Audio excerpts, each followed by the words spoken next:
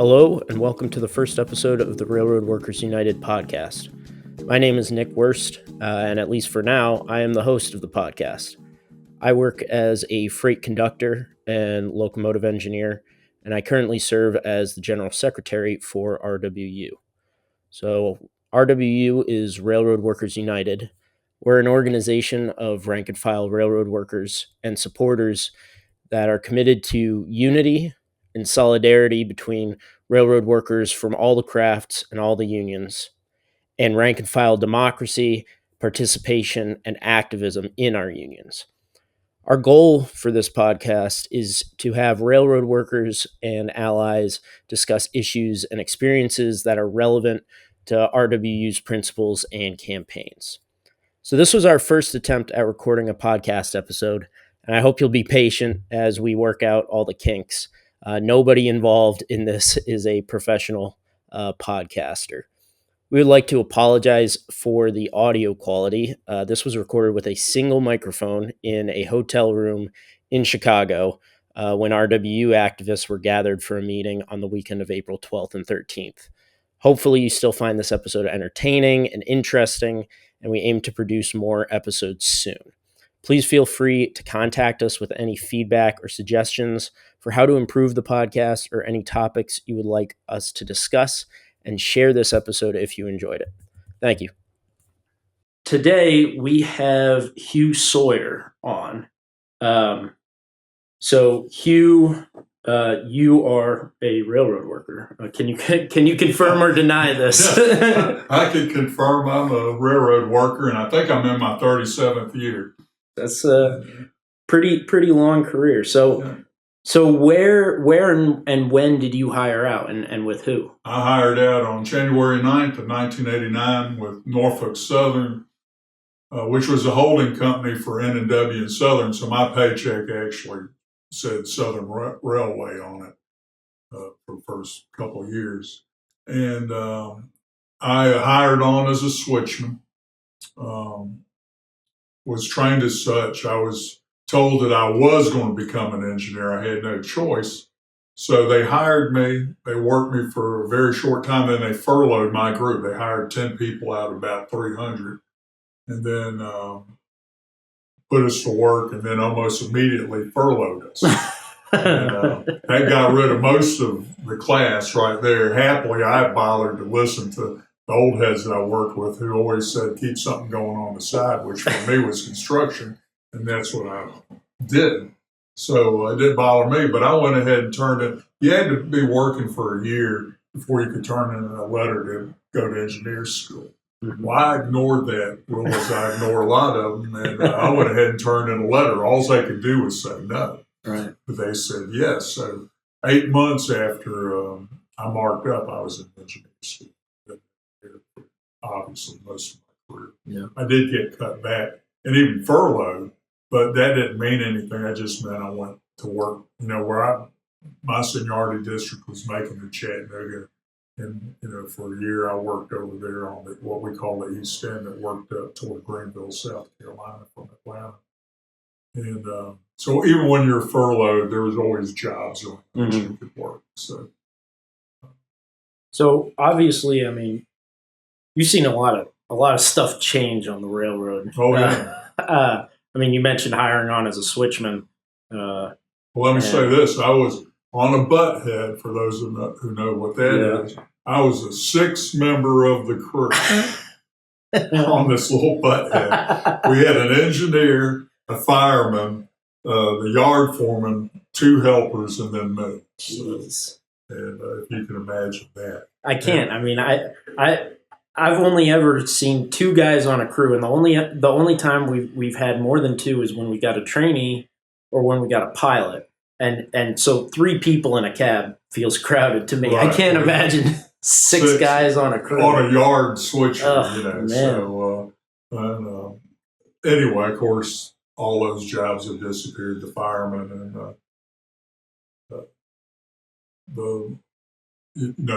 what were flagmen and brakemen and yard helpers and what have you. It's now down, as you know, to an engineer and a conductor generally. And they're trying to get rid of the conductor. Yep. And And maybe that's a feint. They may end up getting rid of the engineer before they get rid of the conductor. Who knows? Yeah. So their goal, of course, is to get it down to nobody on it. Right, because why pay someone to move a train when you could move a train for free? Yeah, right. Exactly.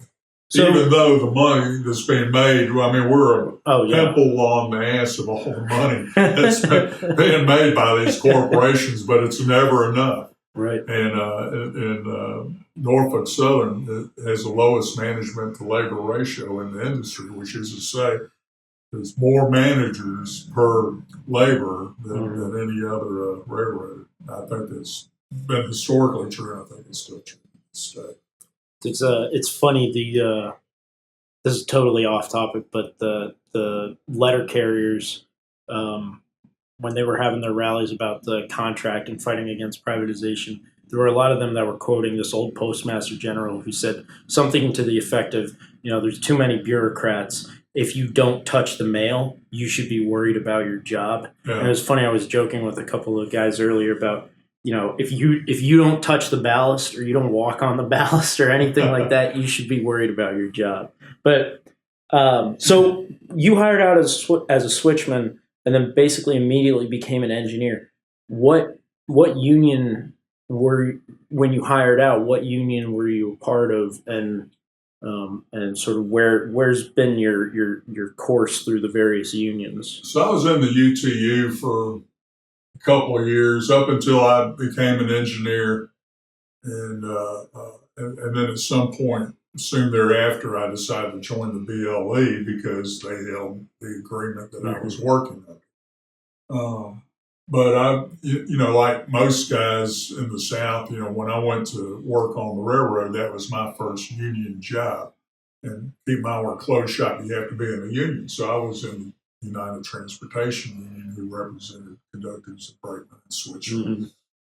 And I went to war more or less immediately with the union leadership and this was my motto back then. I'm paying 100% dues. I'm at 75% pay rate. And really, it was even less than that when you think of all the arbitraries that the so-called protected man got that I never was going to get. And I got 0% representation as far as I was concerned. And in fairness, the local chairman was used to working, representing protected people. I was the first little group of non-protected people he ever had to deal with. And we were working under very different conditions than they were. And we were better educated than they were. A lot of people out there at that time literally could not read and write. And so you, as a local chairman, could tell them anything. And that's what they had to go by because they couldn't read agreements on it. Now he was confronted with people who could read agreements and what have you. So that's where a lot of the anyway, I took issue to the fact that you negotiated an agreement that paid me 75% pay starting out at 75%. And I was told, well, it's not fair that you make as much as a man that's been out there 30 years. Well, it turned out it was not fair that I was doing twice the work as that guy that had been out there for 30 years. If anybody should have gotten a productivity payment, it should have been the non-protected man. And, so but anyway. Can you explain what you mean by the protected man? So there was an agreement, it's called the Halloween Agreement. I want to say it was in October 31st of 1985. If you hired on after that date, you were under this subpar agreement. It's basically a second tier, right? A second tier agreement. Is what people have been talking about that with like the UPS contract fight that happened and the UAW strike. It seems to be something, the letter carriers were talking about it too. It seems to be a pretty common thing to have. Basically, you tell the old guys they're gonna keep what they got, right? But the new guys are gonna get a lower rate of pay, or they're not gonna be in the pension plan or something like that. Exactly, that's exactly correct. And of course, they all vote for it. They don't care about people who, in fairness, weren't unborn babies, if you will, who weren't out there, never thinking that they're creating a class of people that the railroad was going to spend the rest of their career trying to beat them down to our level. And like you were just talking about, it kind of creates a divide and conquer effect, right? Where you're a new guy hiring into this, and you're doing the same work, but you're getting paid less, right? You're subject to different work rules, and so they can take advantage of that and try to direct your anger at the senior men, right? At the older guys, or they could go to the senior guys and try to direct their anger at you instead of at the company or Well, management. yeah, maybe, except, I mean, I never was really angry with them because they were all ignorant people as far as I was concerned. Ignorance. So I understood. I mean, I've never been exposed to people who couldn't read and write. So, I was in a whole different class, for first time exposure. And, So it sounds like you got involved in the union pretty much right away, even if it wasn't like a positive experience. yeah. And so I guess I wanted my money's worth for my union dues, Yeah. and I was obviously not getting it. so what have you held any like local positions or positions within the union over your time? Okay, so I joined the BLE. I don't remember exactly when. Mhm. I'm going to say 92 or 93. And the local chairman of the BLE, I was really lucky. He was a real forward-thinking guy, what have you. So, and he fully supported the things that I did, and or my interactions with the carrier, which were kind of negative. That seems like maybe a little bit of understatement, perhaps. That's the thing, so the first thing I took offense at, I became an engineer, and then all of a sudden we had to be certified. We had the certification process, and that the FRA, the DOT and the FRA created, licensing, which I don't mind that part I didn't mind. Norfolk Southern, they had to collect certain information that was required by the Code of Federal Regulations, which By the FRA was feds. operating. The feds were trying to get your info. Yeah, which was fun. And also, so I had a sheet of paper, and as I write, I just want my name, my address. And keep in mind, these jackasses are sending me a paycheck every 2 weeks to this address, and I think myself, in your name, in my name, and what have you. And I had to serve, but at the bottom of it, Norfolk Southern had put this little fine print stuff that I had to sign, and it said that I was certifying that the above information was true and correct. And they added, this was not required by the federal government. They put in there, and if any of that information was false, that I agreed that they could dismiss me.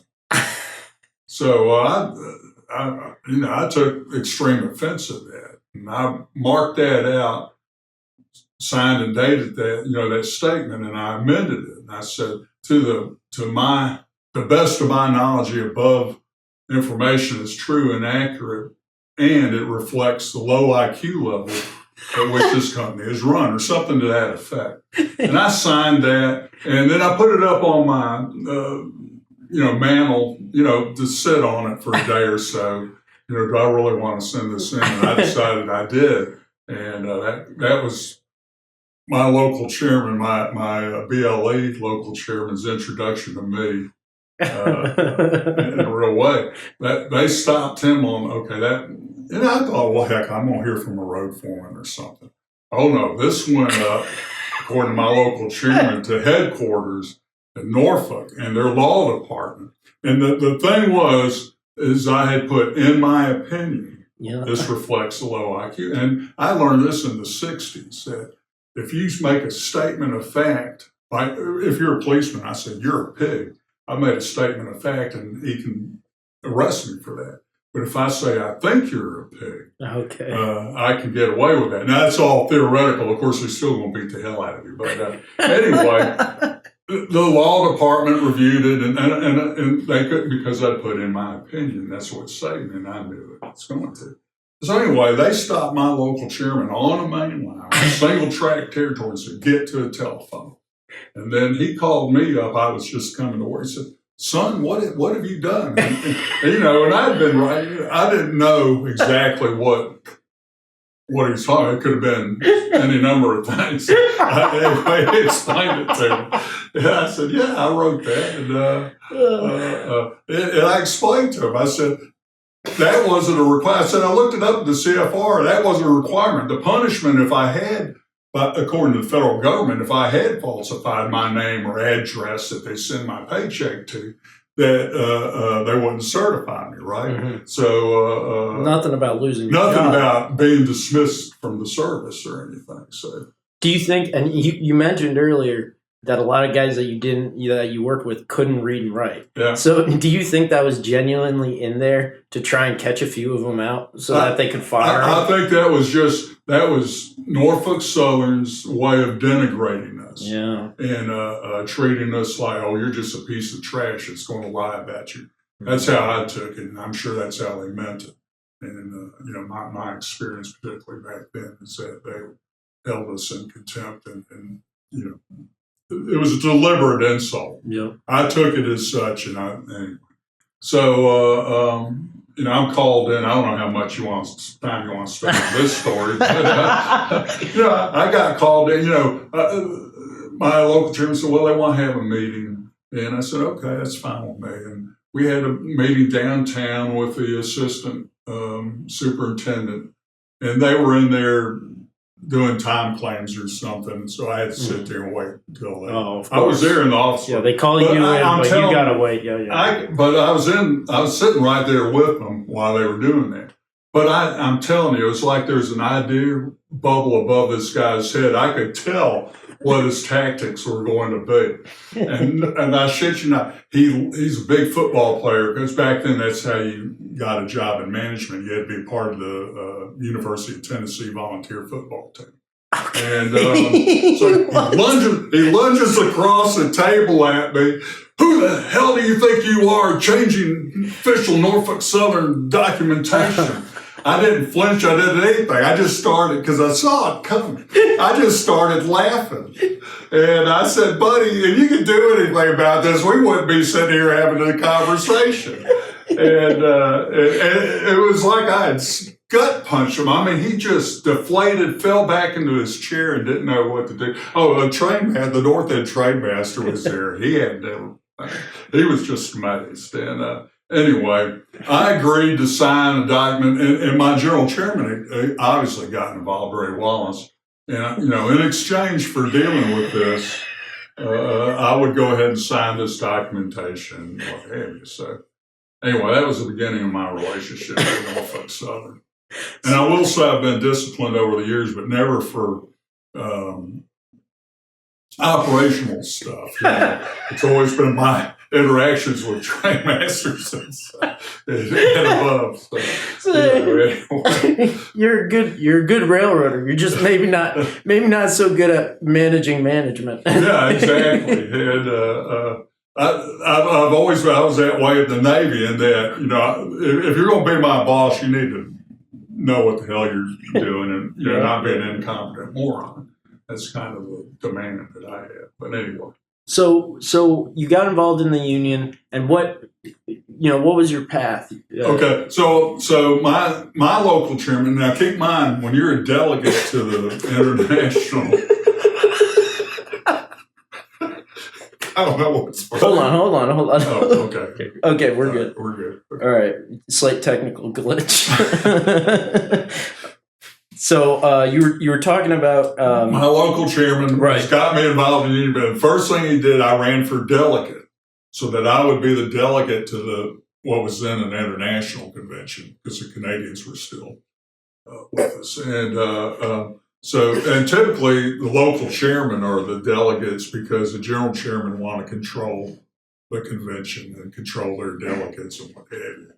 And my local chairman decided that he had another idea, that I would be the guy to go up there and what have you. We had an international president named Clarence Monin who solicited input from the local divisions, and I created a bunch of resolutions and sent them up in the name of BLE Division 316. And anyway, that was my first union position. So delegate. As it was a delegate. And I'll go ahead and tell this story. One of my petitions was, I've been there long enough to be offended by the fact that people could become company officials and retain their seniority. And so there you are, you're working your way up the seniority list, and here comes some jackass you've never heard of who's been demoted from being a trade master or road foreman or whatever. And he's ahead of you on the seniority roster. And so you've been protecting his slot while he's been kissing the ass of Norfolk Southern in this case. So I put forth a resolution that you would lose if you took a company position, you'd lose your seniority, your union seniority. And presumably that wasn't the most popular. I think I don't know where I came up with this number, but I want to say there were 667 locals or division delegates there, and 666 got up there at the microphone to denounce me in my resolution. Which taught me a lesson that every one of those suckasses in there were planning on becoming a company official. Mm-hmm. That was the goal. And keep in mind, these are mostly local chairmen. That's who you had represented. It was an eye-opening experience for me, but it taught me a lesson. I mean, these are not people you want representing you in your union. Take my word. And so after delegate, I mean, did you hang on to delegate for I was a delegate for 2 or 3 sessions, and then I became I was a legislative rep for my division and worked with the state of Georgia legislative rep under him, and of course the union didn't like me anymore, I guess, than the carrier did. In that, I was making him. I happened to live 2 miles from the Gold Dome. I was living in Grant Park, and I was already operating as a citizen lobbyist, lobbying for issues for the city of Atlanta, unpaid, as a citizen, right? But what the heck? They're in session. I live right next door. Why not? Anyway, I started keeping my eye. They work for you, right? Yeah, exactly. And I started keeping an eye on what that guy was doing, and which was nothing. So my presence kind of forced him to have to start, being up there and doing things.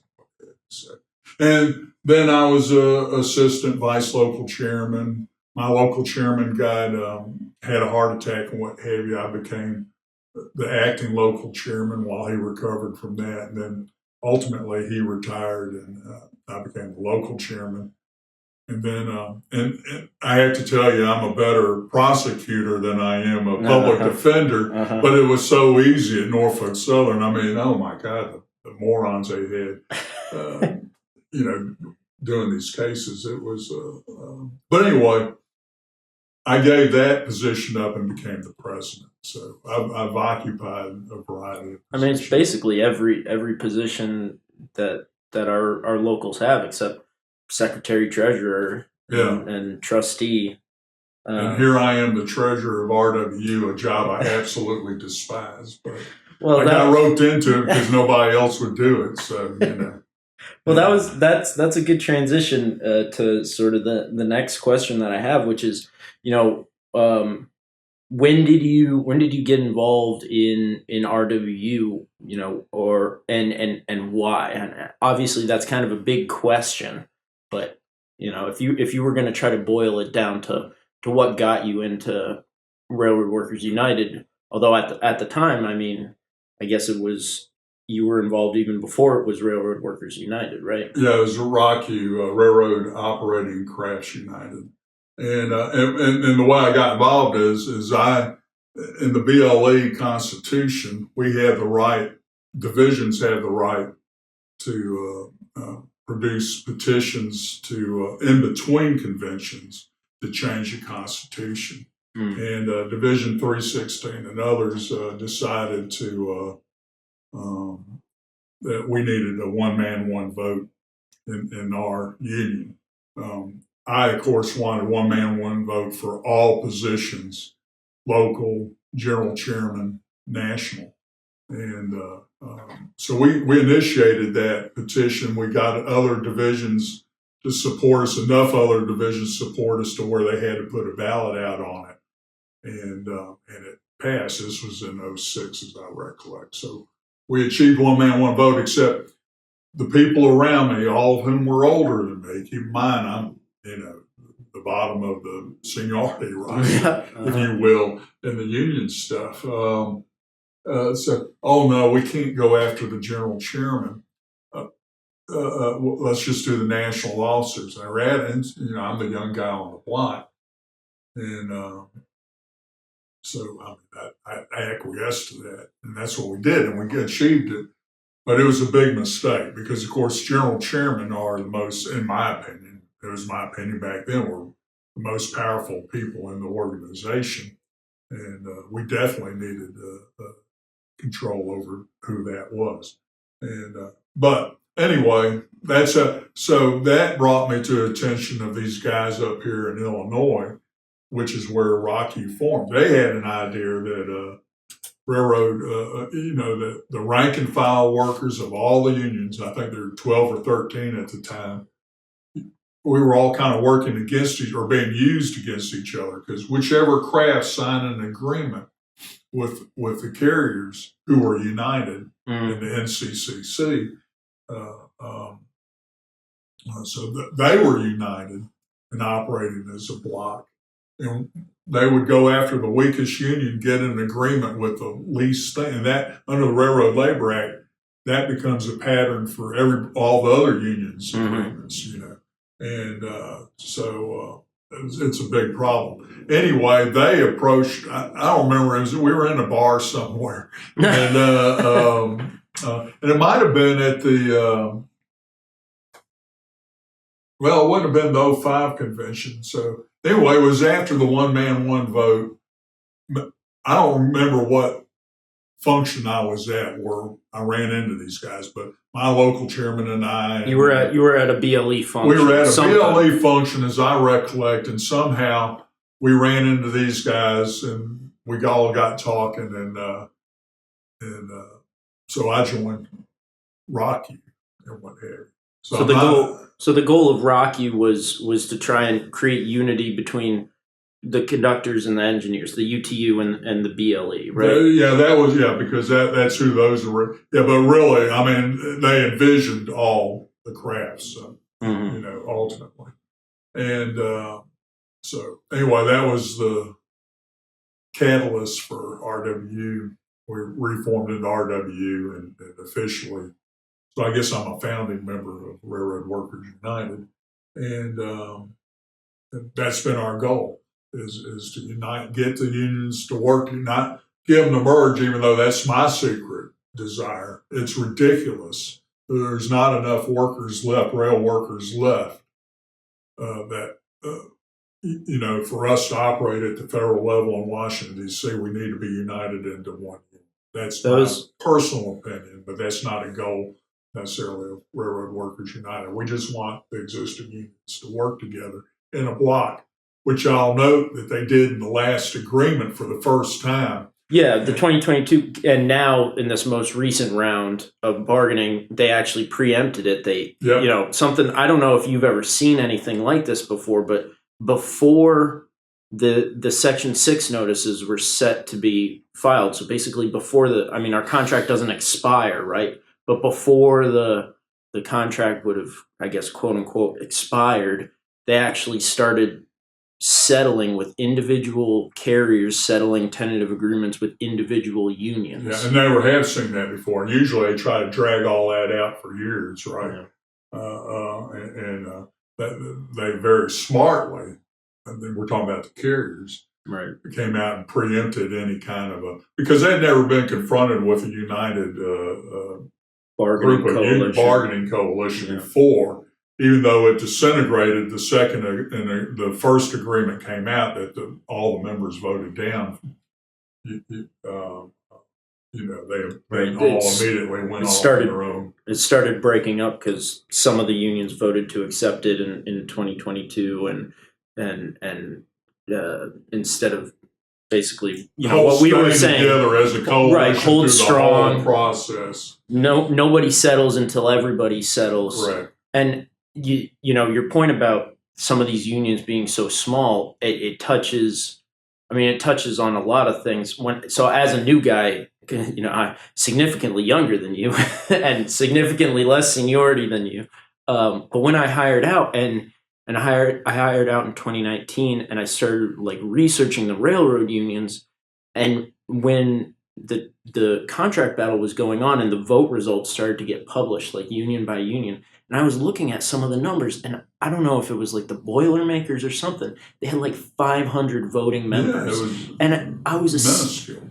But that also touches on something that you've seen, which is the BLE, right, which was formerly independent, has merged with the Teamsters, right, and the UTU merged with sheet metal workers, and my understanding, and I don't know if you would agree with this, is that in a lot of ways that was motivated by declining members, declining dues, and they needed a bigger sort of like more financially stable like patron union to. Well, for the BLE at any rate, I can't speak for the UTU. We had, I think, maybe 30,000 active members. Everything that we're governed by is the federal, Congress at the federal level and what have you. We needed, and this is my motivation, I was one of the guys helping to push us into the Teamsters. My motivation was to have that power of 1 million plus people. I mean, the Teamster headquarters is across the street. You can look out, over there to the not the White House, but Congress. And we needed that. What I wanted was that legislative power. Keep in mind, Hoffa was talking, by God, he couldn't wait to sit down with Robert Allen, who was a negotiator for the carriers at the time, and, hammer out an agreement with them. And he suckered me out, I have to say. Well, and that's sort of the point that you were getting at is, you felt that the BLE should join the Teamsters because there's power in numbers, there's strength in numbers, and that's kind of the point of RWU and sort of our message is that rather than these individual crafts, and some of these individual crafts are the smallest they've ever been in terms of the number of members, we're going to be stronger together. We're going to have more power together if we, take all of these, because we've got, the big three, right? We've got SMART, we've got the BLE, we've got maintenance away, and then we've got these sort of like middle-sized unions, right?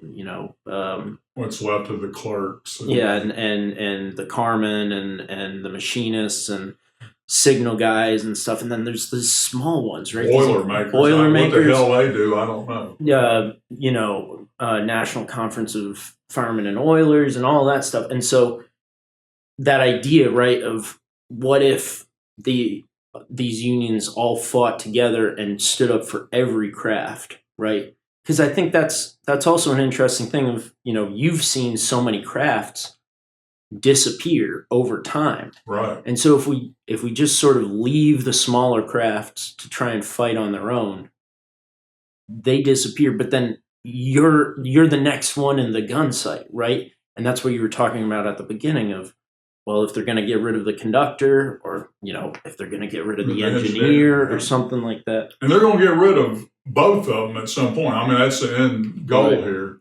If you have self-driving trucks, self-driving airplanes, self-driving buses, guess what? You're going to have self-driving trains someday. So I think the next place to go is to talk a little bit more about the fight for one member, one vote, because that's a really interesting thing. So, like you were saying, most rail unions have this structure of the convention, which is the highest decision-making body of the organization, right? That's what modifies the Constitution. That's what sort of sets basically the union's policy for the next however many years until the next convention. So it's a big deal, the convention. And back in the day, they negotiated national agreements that covered all engineers across the country. So the convention is basically, for most unions, I guess all unions, they send a delegate to the convention, and locals do. Right, the locals each elect a delegate that goes to the convention, and they vote on not just like changes to the Constitution, but also electing officers, right? Correct. And so that's what the fight for one member, one vote was about having basically direct elections for officers, right? That's so correct. Instead of you elect a delegate and then the delegate goes and votes for officers, the idea is every member should just cast a vote directly for officers, yeah? So the way things were, the delegates, as you went to the international, they were typically the local chairman, and probably still are, or the local chairman, who are controlled or dominated by their general chairman. So what you had is a delegate system that was controlled by general chairmen who were going to, by fiat, become the next vice president, move into the vice president slots at the national level, so on and so forth. It was all preordained. So it was a sort of jockeying for power. Exactly. General chairman trying to get battling each other and having these blocks of delegates that they controlled, and people had to make deals with them to get their votes and all that kind of stuff. And the last interest of any of them was the welfare of the rank and file worker, and negotiating good agreements for us. Much more concerned with consolidating power amongst themselves, and the general chairman, their goal was to become national officers ultimately and get their pension and so on and so forth. And that's what I was trying to break up with the one man, one vote. And happily, one of the arguments was, the men are too stupid to make those kind of decisions to vote. Well, that's all you need to do is go out and say, hey, you're too stupid to vote. We need to keep things the way they are. You, a dues-paying member, is too dumb, and right. And then you're expecting that to not piss some people off. Yeah, and I'm sure that's what put us over the in line there. So where did the idea of one member, one vote come from? I mean, obviously, you could sort of recognize that this voting for officers by delegate system was not great, but I mean, did it just kind of come naturally as like, this is way more democratic if just everybody elects officers, or was it inspired by another union or anything like that? It was inspired by us 316, reading the Constitution and bemoaning the fact that, we, the rank and file people, weren't getting adequately represented for the money we were paying, we felt. And we looked and saw in the Constitution, and we thought we could actually make this happen. Mm-hmm. And it wasn't just 316, although it emanated out of 316. But we got other people involved, and Tom Brennan, who ran and lost in 2010, he was involved from a legal point. He had a legal background, so helped us negotiate or craft wording, to make it as strong wording as possible within the Constitution. This amendment. But it emanated out of 316. I don't want to take credit for that. I mean, I was certainly, I give credit to Bill Morris, the local chairman, for making it happen and putting us together. And there were people around the country that, supported this, actually believed in rank and file power, what have you. So that's where it emanated from. And I would recommend to any of the other unions, you need to, you got to keep in mind that delegate has to do what they're instructed to do by their local. And if their local instructs them that we want to put wording into the Constitution to change, to a one man, one vote, And I definitely recommend that everybody, all the unions, should shoot for that. Just make sure it's for all officers from local level up to the very top. Should be subject to a one man, one vote situation. So you mentioned it came out of your union, but there were other, your division, but there were other divisions involved. So you mentioned earlier that there's this neat little thing in the BLE Constitution that basically allows for proposing a change to the Constitution between conventions. Between conventions. There was a way for us to have a referendum. You have to get a certain number of divisions that represent a certain number of people, and it's not a huge number, or wasn't at that time. I don't know if it's changed at all. But to put forth this petition, and if you can successfully get that number of people or divisions representing that number of people to sign on to it, then the national has to issue, what was then the international, now the national has to issue a ballot and put it out to the membership. And along that ballot is a position paper against it and a position paper for it. And so you just came across this from reading the Constitution, correct, basically, and realized that was a way forward. Yeah. So when your division started to put the word out, how did you try to do that? I mean, obviously this was, I don't know. This is pre-internet. Well, it's not pre-internet days, but we had listservs, and we didn't have all the social media stuff we have now. But we had listservs. But essentially, we used our money and sent these petitions out to these different divisions.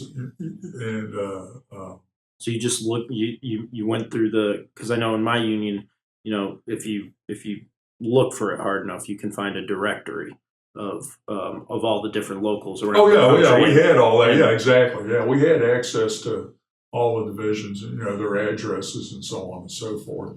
And then we had a listserv at that time, so you could have a conversation over the internet. So was it an official sort of like BLE listserv, or was it something that you started to piece together from? No, I don't think it was an official BLE, but somebody had started it, and it was the way we all communicated with each other. Mm-hmm. For instance, back when we merged with Conrail, so before that, I was on this listserv, and I created a dream agreement, right? What to me was a dream contract. About 5 pages long, written where a sixth grader could understand. No gray area. No legalistic lawyer. Exactly, gray area crap. No references to Mr. Such and Such from the 1923 agreement, who was the last standing prior rights holder of blah, blah, blah. What it was an extra board. Now, you could have pool jobs and yard jobs, all that, but bottom line, and I know it doesn't sound like a lot of money back then, but I had a $120,000 guarantee extra board that you couldn't be displaced from. If they couldn't fill a position, they had to fill it from the extra board. They couldn't force you off the extra board. And, that's a $10,000 a month guarantee. And you were their whore for 20 days. And this is before the 2008 hours of service law changes. You were the railroad's whore for 20 days, but then you were off for 10. Okay? And that wasn't any genius thing. I was just kind of, I was in the maritime industry before I was in the rail industry.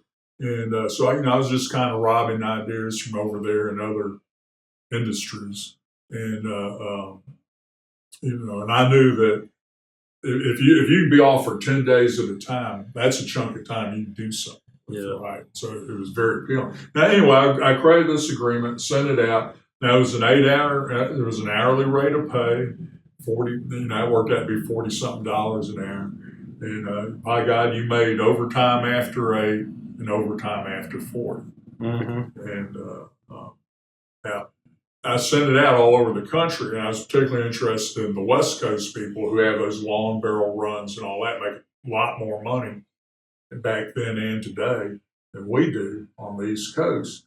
And so tear this agreement apart. And also asked for people to send me their pay stubs, if you will. What do you make each year, Wayne? Mm-hmm. So I could kind of get a feel for that. And I always remember one guy sent, from Omaha wrote back to me and said, this represents a pay decrease for me, but for all that time off, I'm willing to take it. So it was, I tweaked and peaked it, and I asked for that input, and I want that to be a kind of a dream contract. And I will say, and I don't know what his name was, but there's a general chairman for the Illinois Central and the Grand Trunk Railroad at the time who paid attention and took language out of my agreement and put it into his. And I eliminated away from home terminals and things like that. By God, at the end of the day, you were back home, that sort of thing. And he had that in it for a while. I don't think it lasted, but beyond agreement or two. But they got a huge page increase. In fact, a lot of people from the NSO that butted up to Illinois Central quit and went to work over there. Really? So, yeah. So anyway, no, that's all good stuff. So you put this out and you got other divisions to sign on to it. You got enough, and then it came to the ballot, and it came to which the national had to send out, right, and you came to writing your position paper and in favor of it, and so it never came to the convention, right? It never became a fight at the convention. I think it was like a year after the convention. Yeah. And I think it was a convention in 2005, and this is right after that convention. Now, do you remember some of the arguments that were being used against it? I mean, you used the one, you mentioned the one already, and this is one that I still see now, although a lot of times people don't say it as upfront as the average railroad union member. The rank and file is too dumb to. We've worked our way out. We know what the heck is best for you. I mean, it's a paternalistic argument. I don't remember exactly what they put in there, but they knew better than we did. They knew what was best for us and what have you. You didn't need to worry your woolly little heads about what was going on. So. The ballast level employees shouldn't worry. Someone.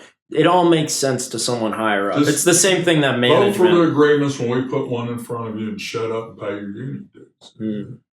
Was their attitude? So anyway, now I don't want to say that we won by some huge majority, right? But we won. We got it in there, and then 2 years later, because once you get a change in the Constitution, it can't be screwed with for a couple of years. And so, as soon as the 2-year moratorium ended, several other divisions put forth a petition to eliminate that one man, one vote. And that, and they successfully had a ballot put out, what have you, and we won that by a much higher margin. So defending it, you got a much better result than even when you had first got it in. So that seems because the argument really is you're too stupid. You need to just let us run. Because that seems to sort of indicate, and I mean one of the sort of implications with it is, if we let the average rank and file member vote, he's going to tear this union. This union's going to fall to pieces. It's going to collapse. He's going to elect idiots. He's going to elect whoever, and they're not going to be able to do this. So that's the interesting thing is, a couple years later they try to take it back, but the union hasn't fallen apart in the last couple of years, right? So I told you we had a listserv. So you literally had general chairmen who were in hearts, and I would have to go around and visit all my divisions that I represent, and they might be spread out over a huge territory. Can you imagine? And that's exactly what I said. I said, "Oh, the horror of it all," Well, it's like when you were mentioning doing citizen lobbying, right? Yeah, they work for you. Exactly. And but they damn sure didn't feel like they needed to come around and visit the locals, local divisions, and all that sort of thing. So anyway, that's a done deal. Now, we screwed up badly. There was a big mistake not including the general chairman, who are, in my opinion, the most powerful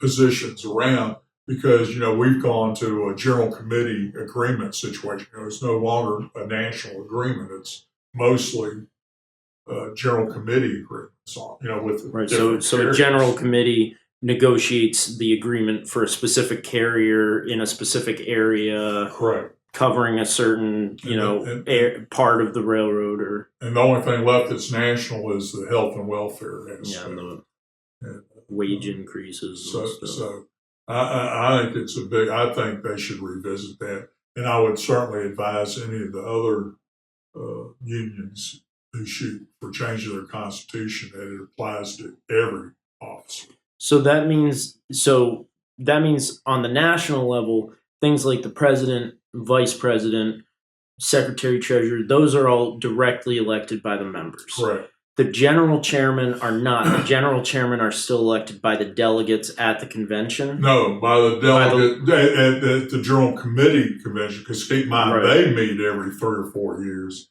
and so the delegates, who are the local chairman, vote on who they want to be their general chairman, who is, of course, one of their own. So it creates this weird situation where you have every member gets to vote for their local officers, and every member gets to vote for these national officers. But then these middle officers, who in a lot of ways are the power brokers and are the people negotiating your actual contract and work rules and everything like that. They are not elected by every member. Yeah. I would have rather, if I was running the show and I wasn't the youngest person involved in all this, in the one man, one vote situation, I would, and I was told I had to choose one or the other. I was for choosing the general chairman. I was definitely opposed to not including the general chairman. They just felt, these old heads felt it was a bridge too far. No. Well, and maybe it was. I mean, I can't say. I was not an expert. And so, I mean, but the BLE hasn't collapsed, right? It hasn't gone up in flames. This is true. And it's interesting because we saw after the most, well, I guess not even the most recent contract battle, because the most recent contract battle, because this last one wasn't even a battle, but after the 2022 agreement, there was an election in the BLE, and Dennis Pierce, who was the president for a long time, got voted out, and this guy, Eddie Hall, that from my perspective, basically nobody had heard about. Correct. Came out of nowhere. Won. And I think that's interesting because presumably without the one member, one vote system, that wouldn't have been possible. That's right. And Dennis Pierce was voted out in anger over how he handled the 2022. In my opinion, his incompetence. And let me tell you something. When we voted, and keep in mind, RWU is why that the original agreement was voted down in 22, and they had to go back to the negotiating table, and they didn't know what to do because they just so used to telling us to vote for this and this is the best you're going to get, and they didn't know what to do when the membership of these unions voted it down, and they had to go back to the table. And I think they flailed around. They came up with sick days, which we want sick right. days. Nobody's opposed to sick days. Yeah, but it was not anywhere near the top of the list. And it just shows you how out of touch these guys are with what was the rank and file was up in arms about. And it felt like that was my experience. Was sort of, we were all talking about so much, and I was getting involved in RWU in that time, and RWU came out with this really good 12 reasons why you should vote no on the contract. And it went through, and I remember RW having a meeting where it was on Zoom, where we had, a few hundred railroad workers on it, and different RWU members sort of explain why each individual part of the contract was bad. And there's something interesting about talking to the media at the time, because that's what we were doing as RWU. Was we had so many people. I was on the media outreach committee at that point. We had so many reporters reaching out to us to ask about this, what was going on.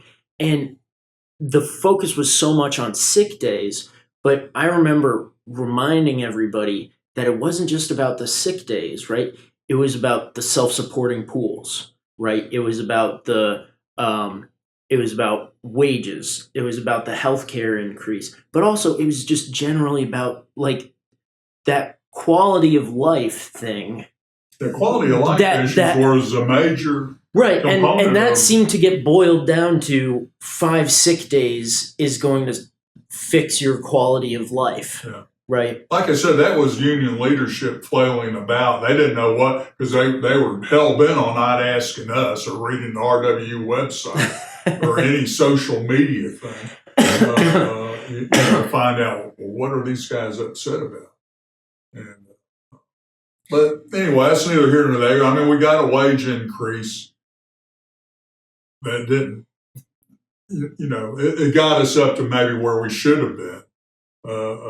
But then we had build on it. And then we had. Where's my cost of living adjustment? Yeah, we used to have those. Well, that's the thing with the most recent agreement, which my union has voted down, and the pay increases amounted to something like 17. It was like 17.5% over 5 years or something. Yeah. And I went back and just out of morbid curiosity, I went back and I looked at inflation over the last 5 years, and it was 20%. Correct. And it was like, so what are we going to do if inflation keeps up like this for the next 5 years, and I only get a 17%, pay increase? I'm actually losing money. What I've been doing for 37 years, slowly going backwards. Right. And this is why you need one man, one vote. Then you need to get people in there who actually, from the rank and file, who work under these agreements. And I think can do a far better job than somebody who hasn't worked under one of these agreements in 30 years. Mm. I want to talk about the failure, why this hasn't worked out great for the BLE to date. So these guys, and in the Teamsters in general, you need to run as a slate. And so they collect, if you're an incumbent member, they collect like $10,000 from each of these guys, which shows you the kind of money that they're making. That they feel it's worth it. And they pull that money and they run as a block.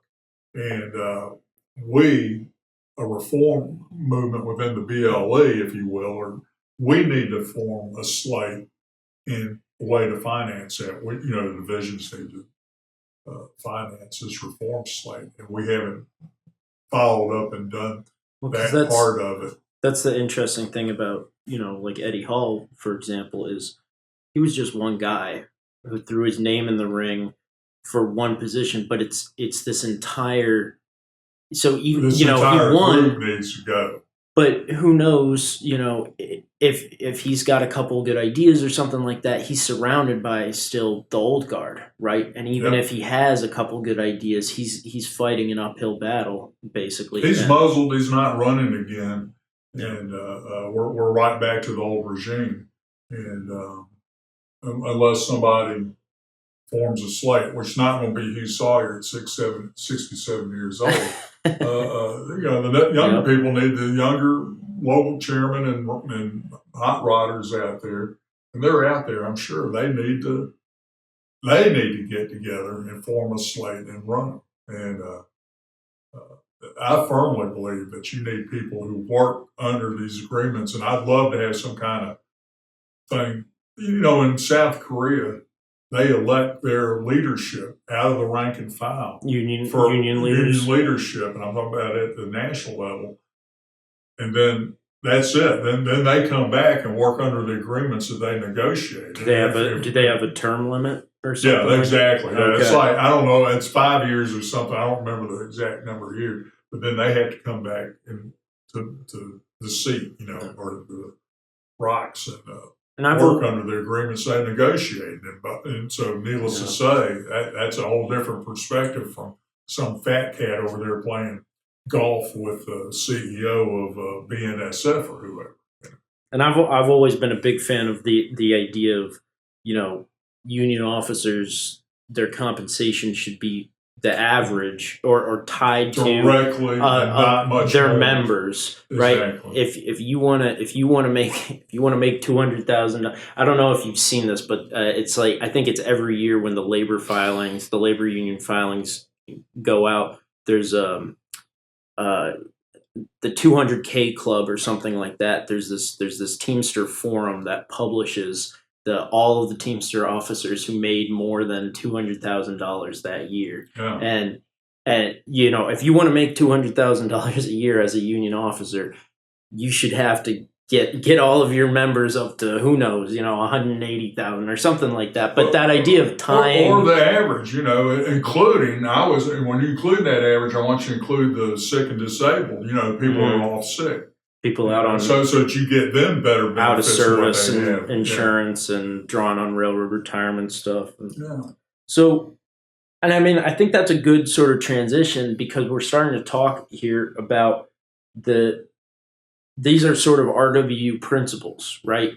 Rank and file unionism, right? Rank and file workers, right? Rank and file workers. We should control the unions, our own unions. But we're the source of unions' power, right? We're the source of the power of the union, not officers, not backroom deals, nothing like that. But we're the ones that, ultimately this is all backed up by, we're the ones that make the railroad work, right? So I guess to sort of start to wrap this up, obviously there's a lot of reasons why, from our perspective, it's important for people to join RWU. But I mean, if you were to try to sort of give your, I don't know, and it doesn't have to be a short answer, right? But good, it won't be. Why do you think railroad workers should join RWU? Well, let's look at what RWU has done in the past. We can point at, I'll give you an example. Two UTU general committees, the general chairman of those two general committees, negotiated an agreement that nobody knew was being negotiated. They put it out in June, I think around June 1st, when everybody's on vacation, what have you. And didn't really say, the goal was to send out the ballots for this agreement. Have very few people vote for it, if anybody.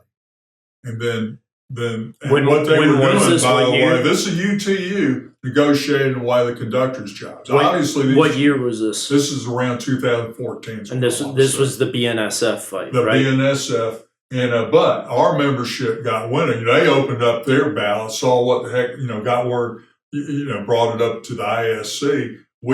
The ISC is International Steering Committee, right? Of so the RWU. ISC is the democratically elected leadership body of RWU. That is correct. For people who don't know, right? The ISC there is. You go. We're democratically elected. That's true. And so anyway, we mobilized. So what was in that agreement? You said it was. Well, essentially, it was an agreement that was eliminating the conductor's jobs. Mm-hmm. There was going to be some field utility people or something. Yeah, the road, like a vehicle-based conductor or something like that. They weren't even attacking the engineer. They were doing away with their own memberships, which tells you, obviously, these general chairmen were bought and paid for by BNSF. There's no question. I don't see it. I mean, I'd be glad to listen to some alternative explanation for it, but that had to be it. Everything they did was designed to slide these agreements through, and that no fuss, no drama. Yeah, and that would have if those two agreements had passed. There's your model. It would immediately carried across the country. It would have been a green light for all the carriers across the country, across the continent, to go after the conductor. And the carrier conference, I'm sure they found these two general chairmen. Hey, here we're going to pay you off if you get this through. But I'm sure that was their overall arching plan, was to immediately eliminate, get a one-man crew going, agreement going. That's essentially what it was. Anyway, we got the word out to membership. Hey, y'all are being rooked at. Y'all need to open up these ballots and pay attention. And read the fine print, like you did with that form all the way back. Exactly. and then go to the dog and pony shows that they were counting on nobody showing up for, and they did show up for. In fact, they had to call the police to a couple of them. And anyway, that I firmly believe this. The only reason we don't have a one-man crew today is because RWU. That alone ought to be reason for you to join. That got voted down, and I've always heard it got voted down 5-1. Oh yeah, it was dramatically. I can't imagine anybody voting for it, to be honest with you. But there's always a collection of morons. But It just anyway. And then let's talk about the 2022 agreement. Who? The only reason it got voted down originally was because of RWU's efforts.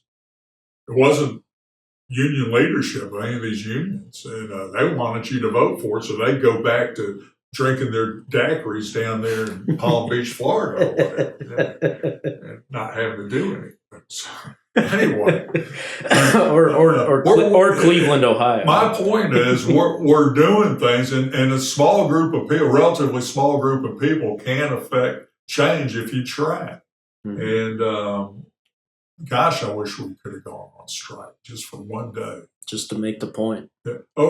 Because historically, I mean, business. They say that the stock market's affected on day one of a rail strike. You think about it, everything is moving just in time delivery, parts and raw materials, everything. Mm. So one day, and in one day, they say New York City has food shortages. That's how dependent they are. Well, that's.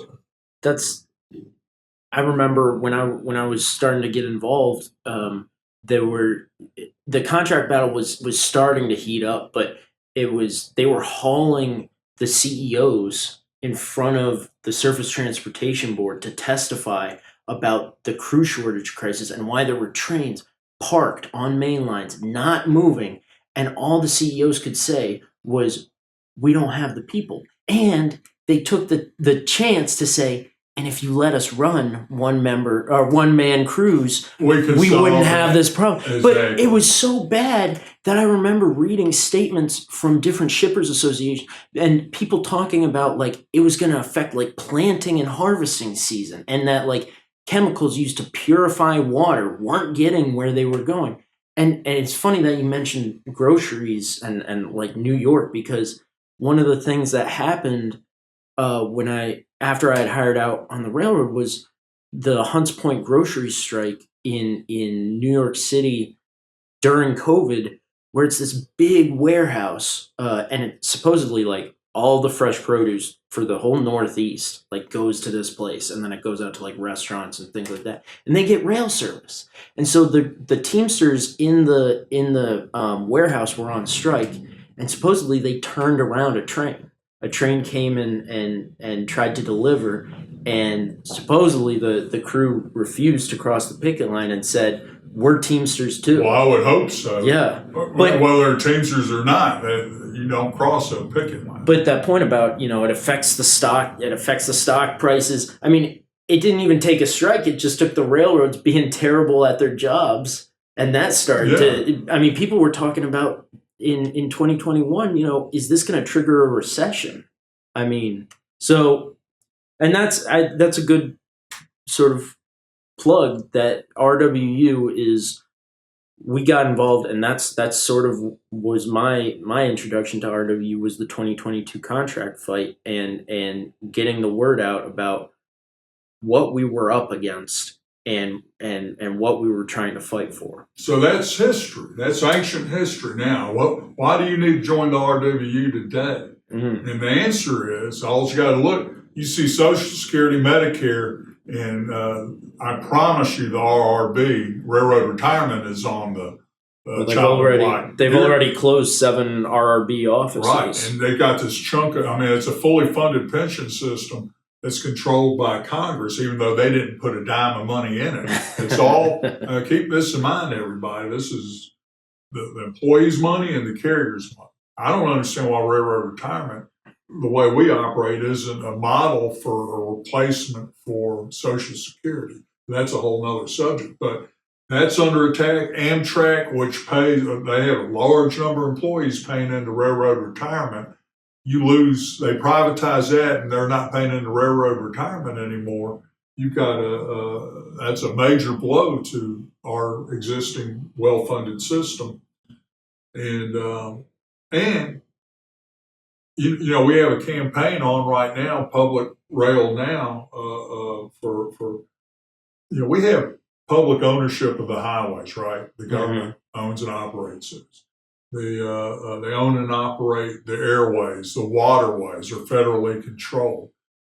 We, the taxpayers, gave the land and often paid for the rails that were laid on those lands and gave those to private entities in exchange for their promise to haul, the so-called common carrier obligation to move people and freight everywhere where it's needed, which including rural areas and what have you. And go and look at an old railroad map and all the railroads that were ran, and look at one today, and it's a fraction of what used to be. And there's maps available of abandoned rail lines and what have you. These guys have never met their obligation, common carrier obligation. And we'll go ahead and talk about, when you talk about public ownership, we're talking about taking over and operating the infrastructure. And then any entity, including, by the way, the railroads won't be put out of business. They'll just become freight forwarders, if you will. They'll gather freight and say, hey, we want to move this train from point A to point B. Or this is my vision. I mean, there's all kinds of iterations of it. But they're abandoned. They're not maintaining the rail. They're abandoning rail left and right. They're not moving freight. We had a 26% volume. We're moving 26% less freight than we were, 14 years ago? Yeah, the number I always see is since 2008, there's been and this was the 2008 to 2023 numbers. I don't know if the 2024 numbers are out yet, but it was up to 26%. It was 24% drop in number of carloads. So for every 4 cars we moved in 2008, it's 3 now. And then you multiply that by the millions of carloads that get moved. And yet we're so much more fuel efficient. We're incredibly so much more fuel efficient than a truck. And now I figured it out. This was years ago. I was sitting on a pig train. I said, this is back of the crew pack math. Yeah. And I said there, so they're paying me 1/1000th of a penny per mile per container. To move it. Good deal. And at the same time, they were paying a truck driver was getting about 50 cents a mile per container. I said, if you raise my pay rate to 1/100th of a penny, I wouldn't know what to do with all the money. There's a guy. But the point is that's how efficient we are, guys. And even with 2 men on the train, we're nothing compared to the revenue that's on that train. And these carriers were earning money hands over fist, record profits through the recession that we had and all that. We were earning record profits quarter after quarter after quarter. And the laborers weren't getting anything. They want to cut us off. Hey, you go cut off all these executive vice presidents and assistant vice presidents, all that. That's where you can save some money. You can have 2 people hauling, 200 containers, and that's pretty damn efficient. And of course, we're hauling far more than that now with some of these long trains. And I think that's the point of, at least for me, the public ownership campaign. And I think this connects everything that RWU does. Really, is we have a vision of a rail system that could work for everybody. Correct. Passengers, freight, the shippers. I mean, the environment. If the point of this is what I always get hung up on, right? The point of the railroad, in my mind, is to move people and freight as quickly, safely, and efficiently as possible from point A to point B. Right. Minimum disruptions. The point is not to make money, right? But that's the thing. But you can do that and make a reasonable amount of money, and you wouldn't know what to do. But yet that's not enough for the hedge fund people. Because they're not even shedding off unprofitable lines. They're shedding off lines that don't make enough profit. They're trying to drive up the stock of that price of that stock, and then sell out and leave a husk left for the taxpayers to pick up. So you're going to pick it up anyway. Why not? Let's pick it up now. And from a RWU, from a job perspective, if we get our abandoned lines going again and what have you, and providing service to all the rural areas, maybe the rural areas wouldn't be drying up and blowing away. Right. If the question is not so much making money, but the question is providing good service to customers and to communities, right, with passenger rail. So they can thrive out in, even in faraway areas. And we have, there's a very good economic impact study that's been done about public ownership that points to just how many jobs could be created from expanding rail infrastructure in this country. And I think it's interesting because with all the talk about reindustrialization and bringing manufacturing back and things like that, the carriers can't handle what we have now. Right. How are they going to support all of a sudden,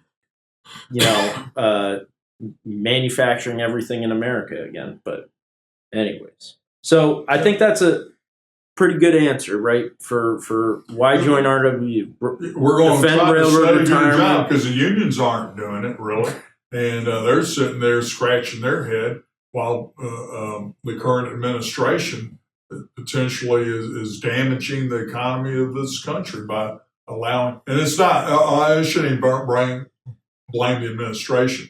These are the executives of these railroads who are lobbying, and well, they're just they're catering to these hedge fund raiders, if you will. Yeah, the vultures. There's no patriotism. There used to be a sense of duty, from corporations, American corporations anyway, to the betterment of the country and what have you. They were still making money and all that. Don't get me wrong. But hey, we're supporting a good economic system here in America. There's none of that anymore. Now they just want to squeeze everything they can out of it and put the money in their pocket and go to Tahiti. Take it and run. And that's always the thing that, and I'm getting a little off track, but not doing a great job of wrapping it up. But that's always the thing that freaks me out is the idea of when they cut too deep. And it all comes tumbling down, and I mean, we get a real rail collapse. All the investors are going to move on. They're going to find some other industry to go and cannibalize, and like you said, the taxpayers are going to have to pick up the check. But at Norfolk Southern, there's a lot of these investors. They're not investors. They inherited the stock. The railroads are getting to be 200 years old. Some of them, and there's a lot of great. I call them blue hairs. That own stock, their daddy, their granddaddy, they're just sitting there living on the dividends or what have you. They don't realize that they're being ripped off. And that's what's going to happen. Yeah. Well, that's a good place to end. And I guess I'll wrap it up and I'll say thank you to Hugh for being on this first episode. And we'll probably get you back on at some point to talk about all your other war stories. Oh, yeah. It's been great fun. So I'll conclude. I just want to remind everybody, you've been listening to the Railroad Workers United podcast. So Railroad Workers United is a cross-craft organization of railroad workers and their supporters who believe in rank and file unionism, democracy in our unions, and rank and file power in taking on all our conditions and fighting for the contracts we need, the work rules that we need, and ultimately the rail system that we need. So I just want to invite you to, if you're a railroad worker or if you're a supporter of railroad workers, please check out railroadworkersunited.org, and you can join as a member there, and you can get active, you can get involved in the work that we're doing. We're going to try this podcast out, see how it goes. So, subscribe to it on whatever, outlet you're listening on. Send it to a friend, invite other people to subscribe, send in ideas for future topics and future episodes. And when you're on the RW website, you can check out all of our campaigns. You can check out our resolutions and we have an e-newsletter that we send out every week with headlines from rail news and labor news that is relevant for everybody. So you can subscribe to the e-newsletter and you'll get that right in your email. So I guess until then, until you hear us next, solidarity, as Greg always says, stay strong, stay safe, and get involved.